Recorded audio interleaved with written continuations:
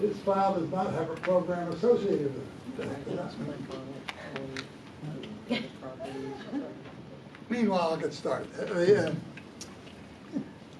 Out in the gift shop, which I hope you'll stop in afterwards, are some artifacts created by a local resident who now lives in Pittsburgh and calls herself Poison Apple. Her name is Ariana Rossi, and she is related to Siegel because she is the cousin of Andrew Glovis, who is our business manager. About 20 years ago, when she got her art degree and moved to Pittsburgh to set up a studio, she got in touch with me and said, I've enjoyed reading about the observation of Walpurgisnacht on Hexenkopf that's in your book. Can you point me to the original source so I can read more? And I did. Didn't hear from her for about a year, and she got back in touch with me. And she said, I'm charmed by this. I'm going to create a poster which shows the witches dancing and iterates part of the charmed words that the observer says he picked up while watching. So her policy is to print a limited number of each poster and move on to the next one. I think she printed 250 of that one. We sold a few here, but it actually sold so fast online that I was lucky to get one for myself. But the template for the artwork for that witch's dance and observation has been transformed now to a t-shirt. So you can buy it in your hour.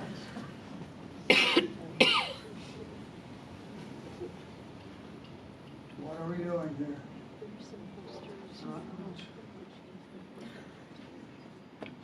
I missed 35 millimeter slides.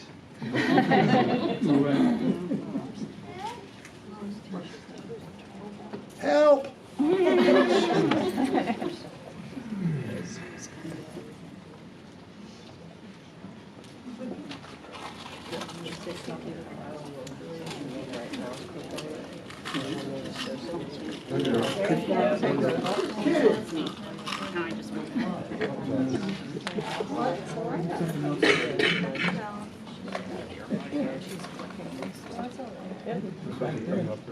There.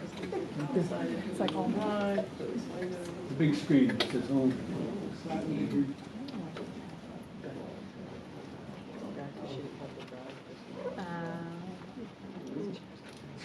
Ah.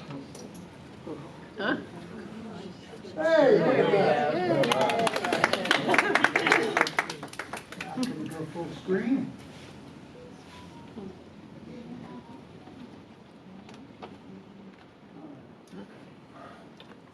I'm going to sit down a bit. Still confused. Oh boy. Oh.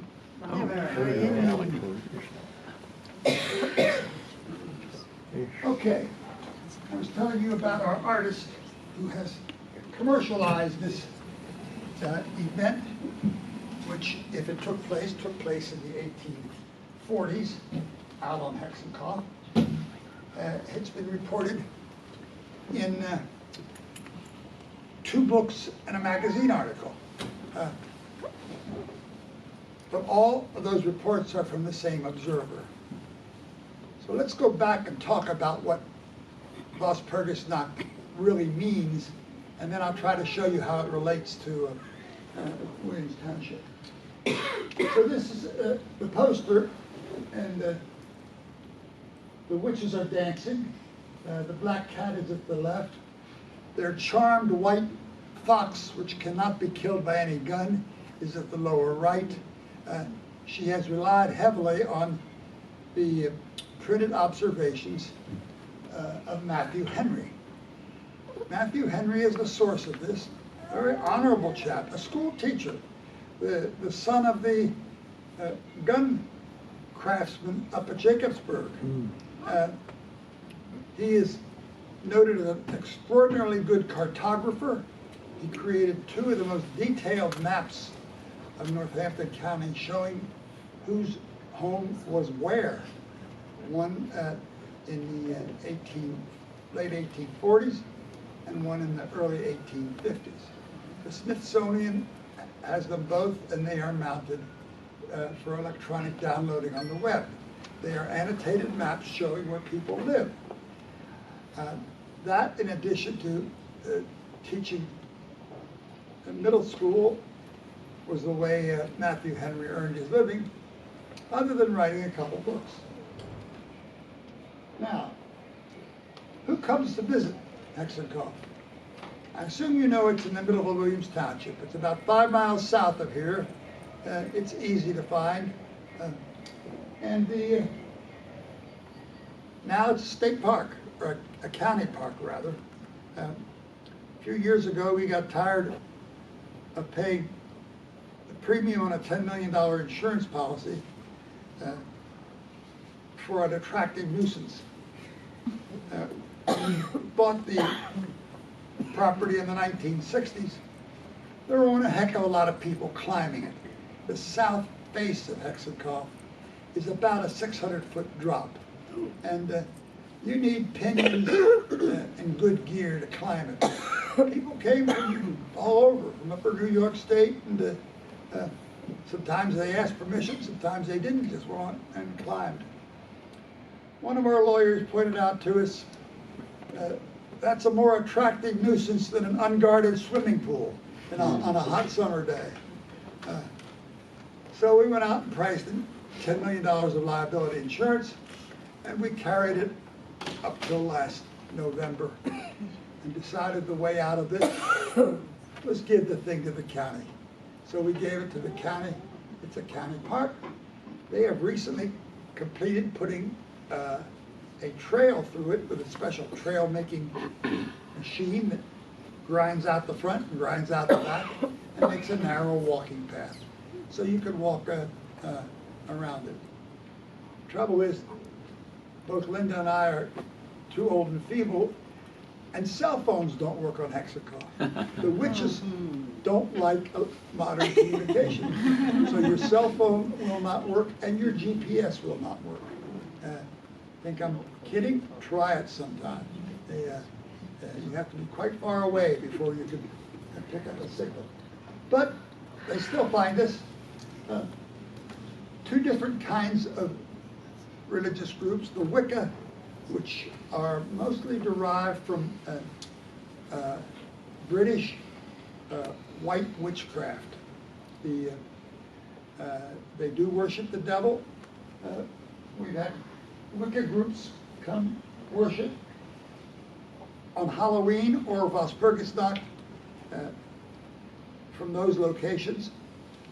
Our most steady attendees have been a Norse-German heathen group called the Yergawa, centered in Bristol. And they last had an encampment in 2018. And they say if it's not too wet, they'll be back tonight. We've gotten to know the high priest rather well. His name is Robert Schwender. There are about 5 chapters of this kind of religious group in the United States. It is heathen.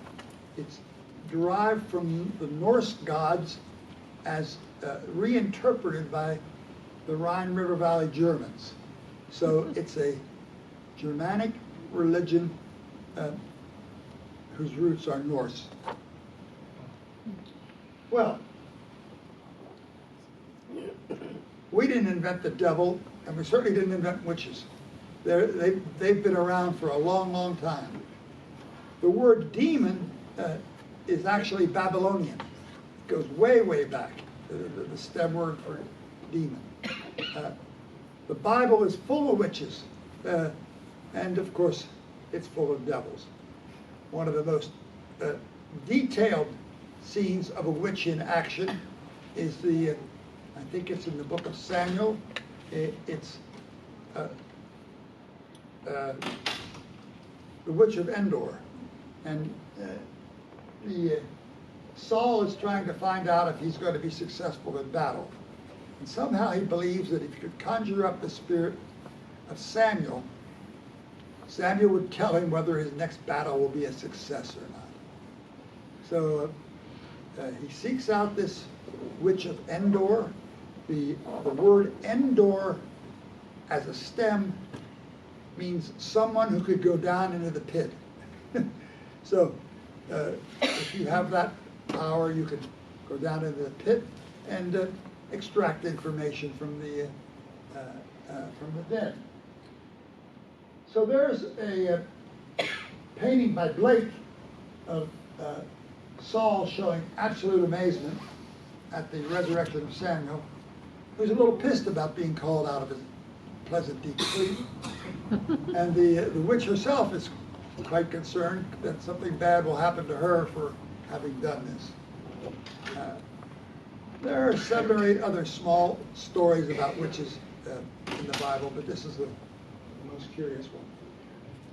Old Hebraic folklore has a relatively simple way to make yourself into a witch, especially a necromancer type witch who can interact with the dead.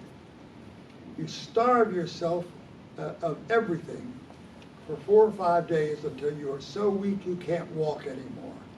And then at midnight on a full moon, you have your friends carry you up to the nearest cemetery, where you sleep on the grass straight out in the cemetery, starved up your big gourd. And when you wake up in the morning, you will be a witch. We Pennsylvania Germans have a way of making witches too. You buy the book, the 6th and 7th books of Moses. 6th and 7th book of Moses, which is still in press. When Moses was on the mountain, God gave him the first 5 books of the Bible for his first chosen people, the children of Israel. He held back the 6th and 7th book of Moses in Pennsylvania Dutch until such time as his second chosen people would need it. So it appears in print from sources that have never been accurately traced. Somewhere in the Heidelberg area about 1805, and it's still in press. But it tells you how to cast charms, how to become a witch, how to lift curses. It's a book made for publication. A number of the charms that will transform you have to be eaten. They are printed in red on paper. You have to tear out the page. So I have a couple used copies. Hard for me to know how many original chants were in there, but I've got about 6 or 7 transformations left if I want to eat the rest of the book. Now,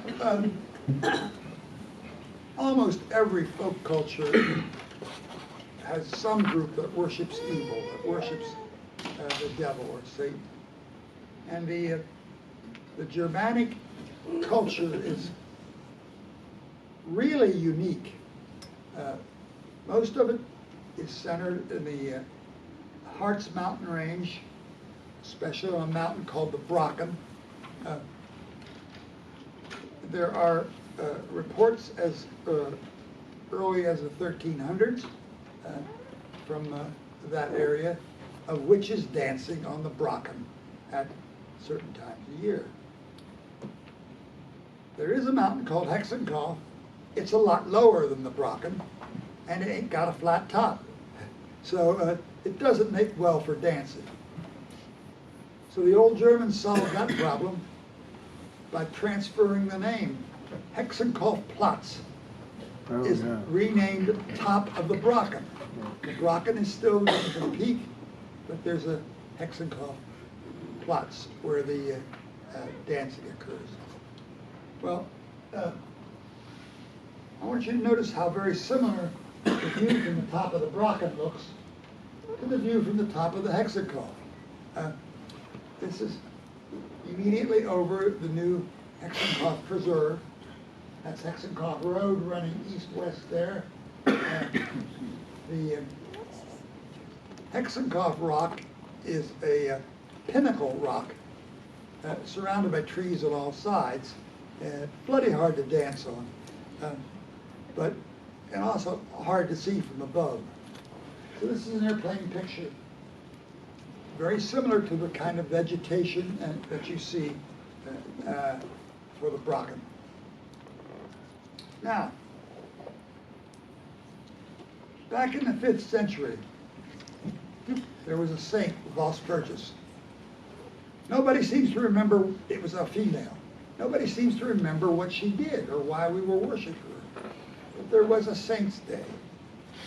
And then the heathen and the Wicca noticed that Walpurgisnacht's saint's day was actually 6 months to the day away from Halloween.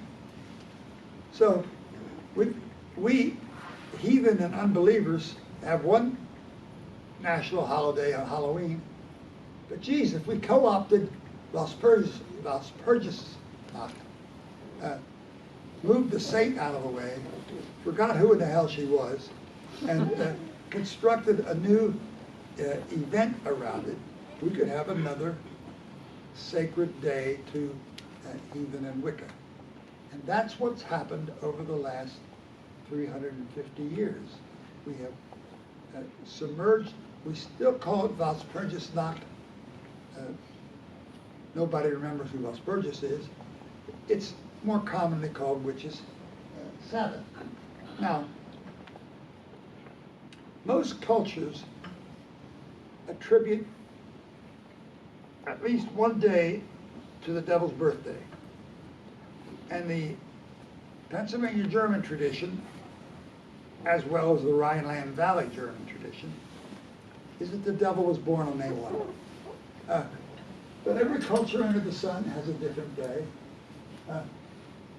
There's even a day in Norway, which is sort of a joke. For centuries, the Norwegian authorities have required your taxes be paid for the year no later than December 11th. So December 11th, because it's tax payment day, has come to be known in Norway as the devil's birthday. If you Google it, you will find that. Nobody is really serious about the devil born on December 11th. But there are some other dates on which he might have been born. There's also a prevailing wisdom that the devil doesn't really have a birthday. He was created along with all the other angels at the creation of the world, and fell from grace, but he doesn't have a birthday per se. Well, most Pennsylvania Germans do worship the night before the devil's birthday on his behalf. I suggest a special devil's food cake that has been promoted on the web. It's a layer of vanilla skeleton heads topped by another layer of creamy brown chocolate cats topped by another layer of cadavers. And of course it's devil's food. You can have something unique. Now let's talk about how we got this tradition that we're about to celebrate tonight. Bits and snippets of people who say they witnessed a Walpurgisnacht event go as far back as the early 1400s. They're seldom more than a paragraph or two. Every now and then, somebody who's a pretty decent artist crops up and says, hey, I was there, and here's what I saw, and here's my artwork. The earliest one of those that has credibility is a German theologian named Johann Wick, who in 1580 claimed to have witnessed a Witches Sabbath event. with the devil there seated on his throne. Just behind the devil likes darkness. The devil doesn't like to come out in the daylight. So the devil has assigned a witch just to his backside there with a cauldron. And she's supposed to conjure up some heavy black clouds and black rain. But she's being slow about it. So there's a demon there dancing and encouraging her to be more rapid in creation. Sinners who have died recently are being led by a cord around their neck to the base of the devil, where the devil will seize them and take their soul. So the upper right, you see one poor sinner approaching the devil at his base. There's dancing between demons and witches. And one of the things that